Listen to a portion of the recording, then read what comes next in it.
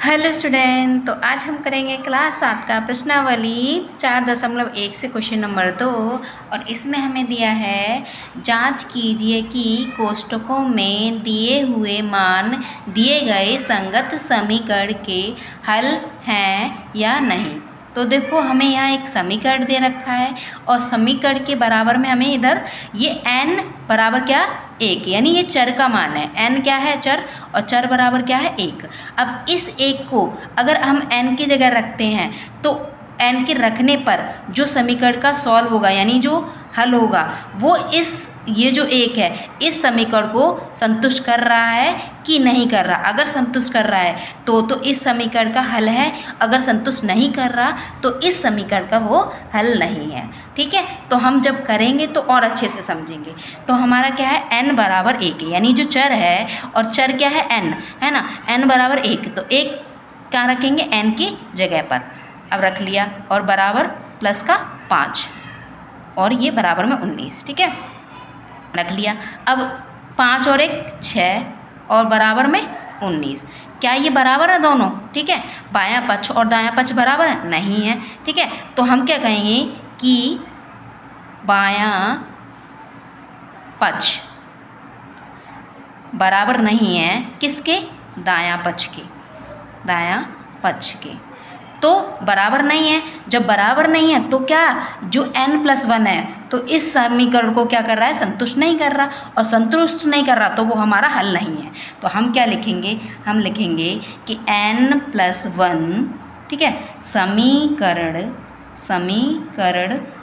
का हल नहीं है। क्यों नहीं है? क्योंकि इस समीकरण को क्या कर रहा है? ये 1 जो है इस समीकरण को संतुष्ट नहीं कर रहा, इसलिए ये हमारा हल नहीं है। ठीक है, अब इसी तरह से हम अगला देखते हैं। तो देखो, इसमें ये जो हमें समीकरण दिया है, इसमें चर का मान क्या दिया है? -2, यानी n की जगह क्या रखेंगे? -2 रखेंगे। तो रख लेते हैं -2 + 5 बराबर में 19। ठीक है, अब देखो ये प्लस का है और ये माइनस का, प्लस माइनस माइनस। ठीक है, अब 7 को हम गुणा करेंगे 2 से तो 14 हो जाएंगे, और ये 5 हो जाएंगे। ठीक है, प्लस के 5, और ये बराबर में 19। ठीक है, अब देखो इन्हें प्लस ये प्लस का है और ये माइनस का है, प्लस माइनस माइनस। ठीक है, जब हम 14 में से माइनस करेंगे 5 को तो कितना आएगा? 9। और कैसा आएगा? माइनस का। क्यों माइनस का? क्योंकि देखो 14 जो है वो बड़ा है, और बड़े के साथ जो चिन्ह होता है वही हम चिन्ह लगाते हैं। तो माइनस का 9 आ गया, और ये बराबर में हमारा 19 आ जाएगा। तो ये तो देखो बराबर नहीं है, तो हम कहेंगे कि भाई LHS, ठीक है, बराबर नहीं है किसके? RHS के, यानी बायां पक्ष दायां पक्ष के बराबर नहीं है। तो हम कहेंगे कि जो n बराबर -2, ये n है। ठीक है, n बराबर -2 इस समीकरण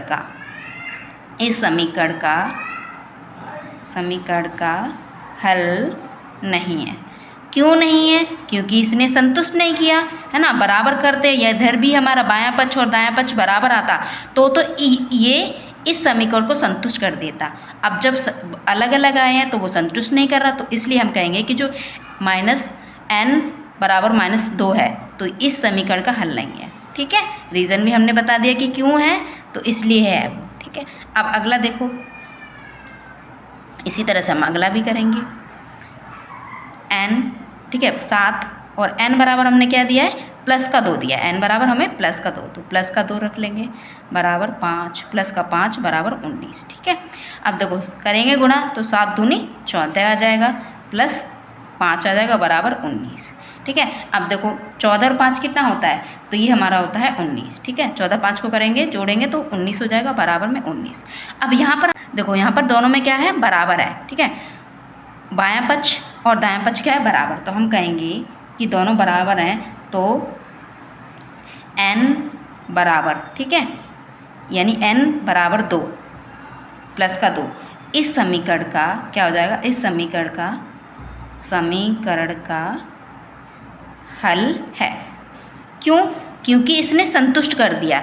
जो n बराबर प्लस का 2 है इस समीकरण को क्या करती है? संतुष्ट करने का मतलब जो बायां पक्ष है और दायां पक्ष है दोनों बराबर आना चाहिए। तो हमारे दोनों बराबर आ रहे हैं, तो संतुष्ट कर दिया और संतुष्ट कर दिया तो ये हमारा हल हो जाएगा, इसलिए हमने लिख दिया। तो आप ये भी लिख सकते हो यहाँ पर बायां पक्ष और दायां पक्ष, तो हमने यहाँ पर कर लिया। अब अगला देखो इसी तरह से 4 और p बराबर हमें क्या दे रखा है 1, तो 1 रख लेंगे। देखो अब आप ये सोच रहे होगे कि ये क्या है, क्या यानी p के साथ में ये 4 क्या है ना, p के साथ में ये 4 क्या है और 4 के साथ में p क्या है। तो जब भी आपको इस तरह से देखने को मिले कि z है ये इस तरह से, या फिर p बराबर 3 बराबर n मिले, तो इसका मतलब क्या होता है, ये इससे गुणा हो रहा है। तो देखो यहाँ भी इससे क्या है, p जो है 4 के साथ में गुणा है ना, तो गुणे को क्या करते हैं हम ब्रैकेट से बंद कर देते हैं, ठीक है। अब -3 आ जाएगा और बराबर 13 आ जाएगा,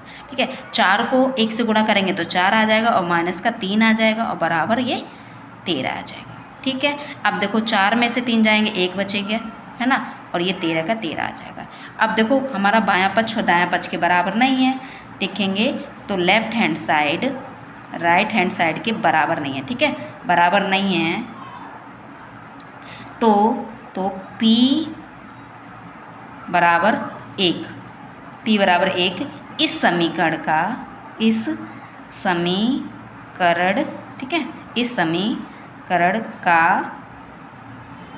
हल नहीं है, ठीक है। हल क्यों नहीं है, क्योंकि p बराबर 1 इसने इस समीकरण को संतुष्ट नहीं किया, इसलिए ये हल नहीं है, तो लिखेंगे हल नहीं है, ठीक है।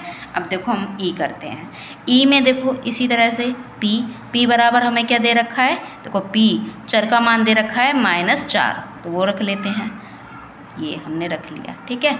अब देखो ये प्लस का है ये माइनस का, प्लस माइनस माइनस, ठीक है।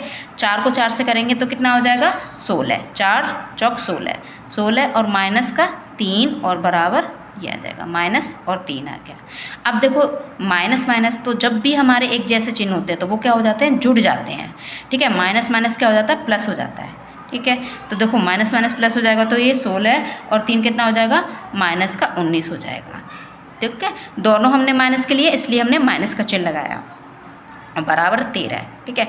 अब देखो ये बराबर नहीं है, तो हम कहेंगे कि लेफ्ट हैंड साइड बराबर नहीं है किसके, राइट हैंड साइड के। तो जब बराबर नहीं है तो संतुष्ट नहीं करेगा, है ना।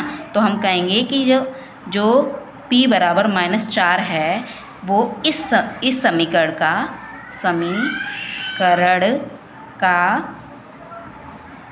हल नहीं है, ठीक है। हल नहीं है इसलिए क्यों नहीं है, क्योंकि इसने -4 ने इस समीकरण को संतुष्ट नहीं किया। अब इसी तरह से हम f भी कर लेते हैं, तो f दिया है p और ठीक है 4 और p बराबर हमें क्या दिया 0, ठीक है। ये हो जाएगा माइनस और फिर 3 बराबर में 13। अब आप ये देखो कि देखो दोनों कंडीशन में किसी संख्या को 0 से गुणा करा रहे हो, मान लो देखो हम यहाँ पर सीख लेते हैं, देखो कोई नीचे संख्या है जैसे ये, तो हम 0 को 3 से गुणा करा रहे हैं तो क्या आएगा 0 आएगा, ठीक है।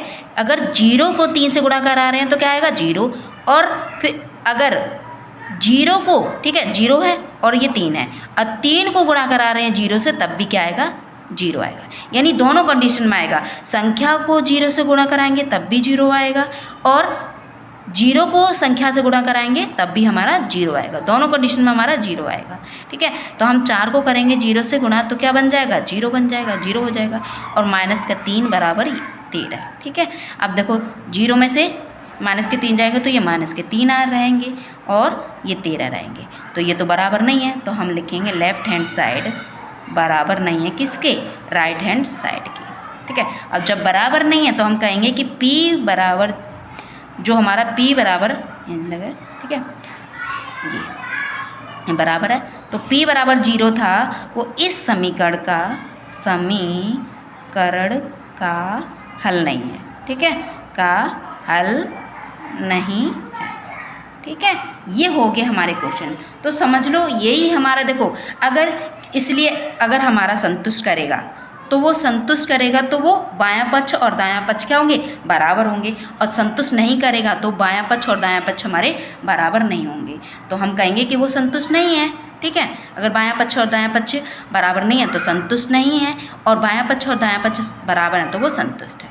तो ये हो गया हमारा क्वेश्चन नंबर 2 प्रश्नावली 4.1 से। तो आई होप आपको वीडियो पसंद आई है। तो वीडियो पसंद आई है तो वीडियो को लाइक करें, शेयर करें, चैनल को सब्सक्राइब करें।